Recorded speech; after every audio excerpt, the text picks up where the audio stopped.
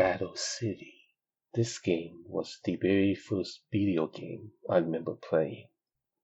I remember my mother would take my brother and I to my grandparents' condo high up at the 10th floor.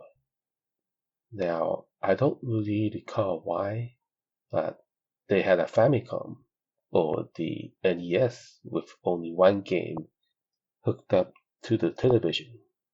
My brother and I would play Battle City together, trying to beat as many stages as possible. The game is fairly simple.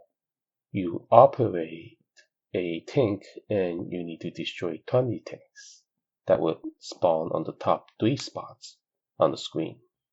Sounds pretty simple, but what makes this game difficult is the enemy tanks are much stronger than you are.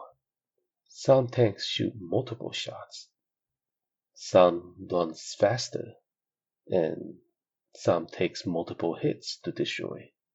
And as you move through the stages, the enemy spawns faster, so you become overwhelmed eventually. If you do not keep the enemy tanks at bay, some may sneak past you and destroy your base, which means game over regardless of how many lives you have. Now, with 2 players, the later stages become more manageable, but with one downside.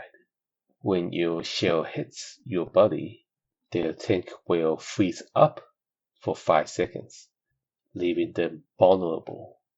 One accidental friendly fire could lead to game over. The game can be a bit frustrating sometimes, and here is when you go to construction. This is where you make your own stage, like this, to even the playfield. Yeah, not so tough now that you're stuck up here.